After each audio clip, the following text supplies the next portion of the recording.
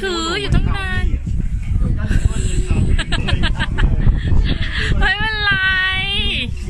อะไรนี่อุตส่าห์ยุกิทำภารกิจได้เสร็จนะ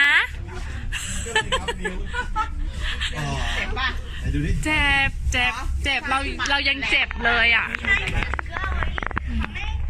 มันนึกว่าคาวี่ยังไม่คนเหมือนเลยให้สั้นไปว่ามันสั้นเนี่ยเอ้ยเนี่ยโอ้โหป้าเห็นป้างับแน่ป้านึกว่าคาวี่เพียบเลยนี่นกพวกนี้ใช่ไหม